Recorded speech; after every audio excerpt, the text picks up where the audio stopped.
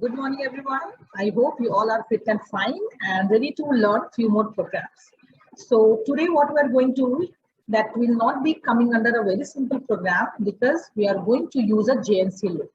And JNC loop is very important because when we will be doing any kind of yes or no kind of thing where we have some conditions, so we are using loop. So in that, like last session also we have seen the JNC. Today also we'll see how to use it and how to deal with this. Like if it is jumping, then where it will be jump, what will be the dislocation, and if not, then what process has to be done and the correct way of doing this.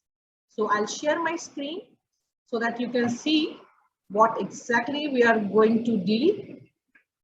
So I hope my screen is visible to everyone. So this is a question we are going to do today. Write a program to add the unsigned numbers found in internal RAM location 25H, 26 and 27. So we are taking input in 25, 26 and 27. And we'll add these three numbers and then the result will be stored in a 31 and 30H. Why? Because here we are considering a carry also. So we are using two locations for storing output, 30H and 31. So in that, one will be using to store the carry bit and one will be the final result, right? Okay. So now I'll share a logic diagram, which every time I'm telling you, a very important person should know how to make it and how to do a modification in that, right? So I'll just right. Done. So before I'll explain this, I just want you to know about few things about unsigned numbers. What is this? What is this unsigned numbers, right? So in the name itself, you can make out unsigned means the number which will not have any kind of sign, neither plus nor minus. So that kind of number we are considering as an unsigned number, right?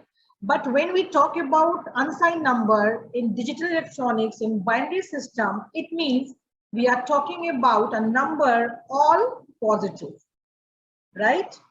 We are not talking about a negative number. We are talking about the number which all are positive in binary system, right? Next, this point is very important. I want you to understand this. When we talk about the unsigned number or a signed number, suppose that containing 8-bit or 4-bit, whatever it may be. So the first bit from the left side, if that number is unsigned, then that number, the last bit of the left side will be adding in the part of a value.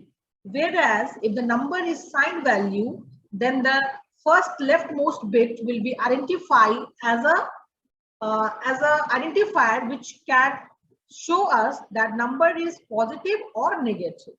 So that is the main difference between these two. Like unsigned uses the leading bit as a part of the value. That first value is the part of the value, but signed version uses the leftmost bit to identify if the number is positive or negative. Because we cannot put plus or minus sign in binary. You all are knowing this. We have to keep either 1 or 0. So the bit which is present in the leftmost side in a signed value, that 1 or 0 will represent it is positive or negative. Done. But today we are going to deal with the unsigned number. Okay. So our program is to add a number, a value present in 25H, 26H and 27H, right? But the difference is because already we have done a 16-bit addition. But the main difference was previously what we have done in that we are not considering a carry bit. But today what we are going to do, we are going to consider the carry bit. Okay, so let's start it. We are taking, I'll take a laser pointer first. Okay, so first value we are going to take in 25H, second value 26H, and then the third value in 27H. So this is the process, what exactly we are going to do today. So first of all, we need to add the value present in 25H and 26H. So these two values need to be added. So as we know, for adding purpose, one value should be present in accumulator. So either 25th or 26th, any one value you just move in accumulator, and then we'll add these two locations. 25 and 26, these two locations, the value present in these two locations will get added, and the result will be as usual present in our accumulator. I hope it is clear till here. So we are just going to add the value present in the RAM location 25 and 26H. And after addition, the value will be present in our accumulator. Now the next step, which is very important, we need to check accumulator by using JNC loop. We need to check the accumulator by using JNC loop, that carry is generated or not. JNC, jump on no carry. So if carry is generated,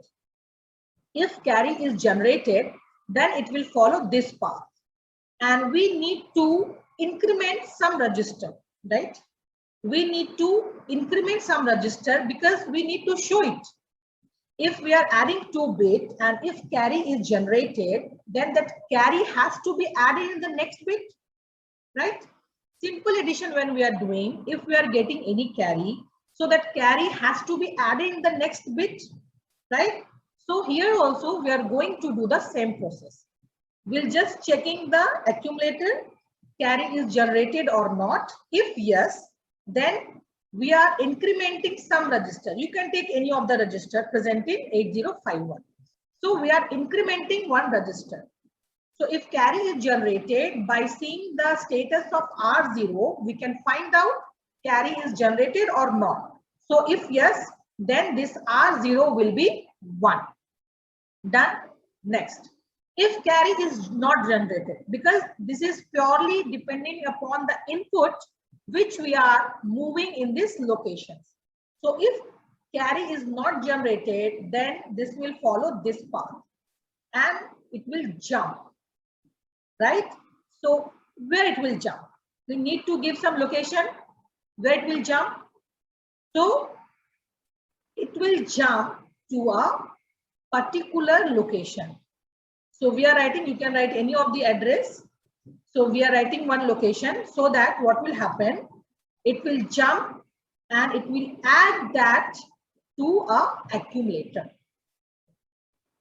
Done? Am I clear? So this JNC, if carry is generated, then we have to increase, we have to do the increment operation with any of the register so that we can show it that carry is there. Okay, and that carry will be get added to our accumulator.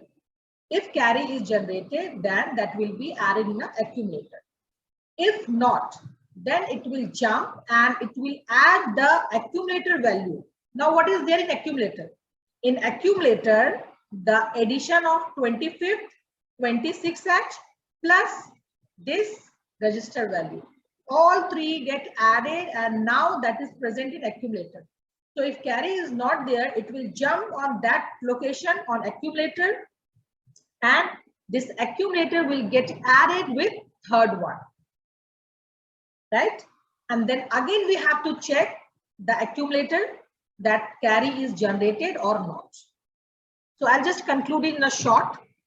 First of all, we have 3 values, right?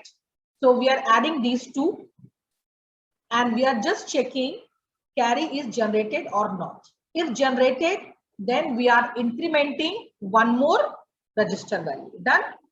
If not, then this register value will be 0. And after adding these 2 values, the accumulator will get added with this register also. Now this 3 is added and the result is stored in accumulator. Now this accumulator will get added with the 4th one, 27H, right? Now finally again we'll check that carry is generated or not. If yes, then that carry will be showing in 31H as per our question. So that carry will be showing in 31H and the accumulator value finally whatever we have that we are going to move in 30H. So here is our program end. Done. Now I'll be sharing our Keel window so that you will be having a clear idea. So we'll start doing it. So we'll start with taking a new project. So click on project, take new project. I think now this process is very clear to you all because this is very simple and every time we are doing. So it's very simple to do that. So first you choose the location where you want to store your project and write the name. So we are doing something with the carry. So I'm going to write the name carry. And we click on save. Next, we need to select the @mail. Sometimes if you are using a Teal version 5, so you might be not getting this @mail. You have to select a microchip, and after that you will be getting our IC number. That is 8089C51. So from here after the process will be same if you are using a version 5. So click on OK. Click on yes, yes. So you'll be seeing in the left side, our project is created, right? Now we have to create a file where we are going to write the program. So click on file, then new. Now we need to save it. So we click on save. Now we'll be writing a same name with the extension of ASM. So carry.asm. And again, we'll click on save. Now we need to link these two. So we'll right click on source group 1, click on add existing file. Here we have to select assembly language as we are going to write the program in assembly language. And we'll start writing the name CARRY. So we'll be seeing automatically we are getting that name in our list. So click on carry.asm. Click on add and just verify in the left side this has been added or not. So this has been added. So we'll click on close. Done. Fine. Now our project is created, file is created and linked also done. Now we'll start writing the program. Now you just see carefully, it's very important. So we'll start with the origin org00h. Now we have to take a 3 value in a different RAM location. So we'll be taking move 25h, comma, you can take any value. I'm taking small value 01h. Next, move 26h, comma, hash 02h. Next, move 27h, comma, hash 03h. So now we have taken 3 different value in 3 different RAM locations. Now we have to start adding these values. So we'll start with the 25 and 26 location. So for that, one value has to be moved in accumulator. So we are just moving move a comma 25h. So the data present in 25h move to accumulator. Next, add a comma 26h. Now the value of 25 and 26 has been added successfully, right? Now the result is present in accumulator. So we need to check by using JNC loop. JNC, we need to give one address where it will jump. So you can give anything you can write here. So I am writing loop. Now, if carry is not there, then we have to jump it from here and we need to write the location loop. So we start if carry is generated. Okay. Jump on non-carry. So we start if carry is generated. So as I told you, if carry is generated, we need to show that carry in some location, right? So we'll be writing INC R0. So if carry is generated, then R0 will be 1. Clear? Next. Now, if carry is not generated, then it will be jump on a location loop. So we have to specify this loop colon. Now we can write whatever we want to make it happen if carry is not there.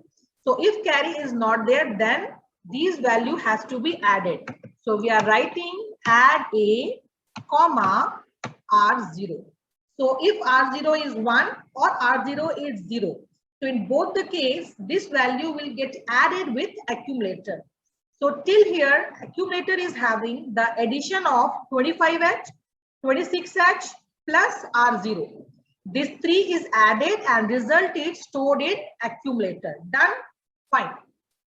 Now we can add the accumulator to 27H. So we are writing add a comma 27H.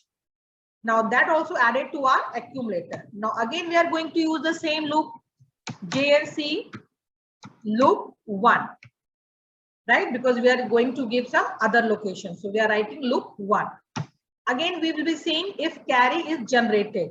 If carry is generated, then again we need to show it in some location. So as per the question, the final result location will be 30H and 31H.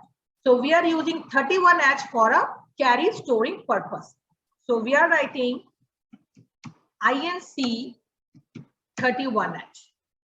So after finally adding all the values, if still carry is generated, that will be stored in 31H, right? If not, loop 1 means if carry is not generated here, then it will jump on loop 1. So what will be there in loop 1? Move 30H comma accumulator, then the final value which is present in accumulator that will get moved to 30H. Why? Because this was our target. 30H and 31H should have our final result. And the final one, move 31H comma R0. If R0 is having any carry, then that will be moved to 31H. And here will end the program. Now we'll check it. What we have written is right or not. Okay, we got 0 error. So we can proceed. Now we'll click on debug. And here as we have to see the result in memory location. So you all are very much aware how to take it. Click on view, then click on memory window, then memory 1. If after doing once it is not coming, you can do once again. Yeah. So here we have our memory 1 window. I'll just make it a little broader. Okay. And here we are writing D colon 0x. The value is 30 and 31H. So 30. So this first one is 30 and the next one is 31. Now we'll start executing our program. One thing we can do as input, we are taking in 25, 26, 27. So here we can write 25. So we can see the input also. So that will be 25, 26, 27, 28, 29, 30, 31. So accordingly, we can check our input and output in RAM location. So let's start it. First, 0, 1 in 25H, we can make out here in RAM location. 25 is having 1. Then again, next, 26 is having 2. You just see in a memory window, this RAM location, 26 is having 2. 27 is having 3. Then these 2 will get added and accumulator will have 3, right? 1 plus 2. So accumulator will have 3. Now we are using JNC loop. That carry is there or not. So carry is not there. That we can make out by seeing R0. So R0 is still 0. It means carry is not there. Now next, 26 and 25 already added. Now we are adding 27th value. So 3 plus 2 plus 1, it's 6. So now our accumulator is having 6. Now again we are checking. So still carry is not there. Now you can find out the final answer. Final answer will be in 30 and 31H. So accumulator is also having 6. Here you can make out, I'll just highlight this. Okay. So this is our 30H. So 30H location is having the final result, that is 06. And this is our 31 location, 31H RAM location, which is having 0 because the value we have taken is very small and we don't have any carry, right?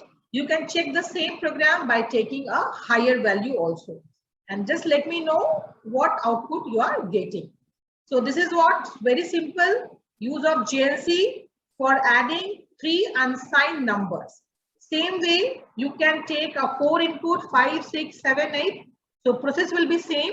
One by one, you just add the location with accumulator, use JNC loop, check the carry availability, and accordingly you can proceed, right? So I hope you all have understood, because it's very important. Many times I told you, for a programmer, a use of loop is very important. Whenever you will be getting any kind of conditions, whether it will be either yes or no, so you have to use a loop, right? So thank you guys. Next time we'll meet with the next program.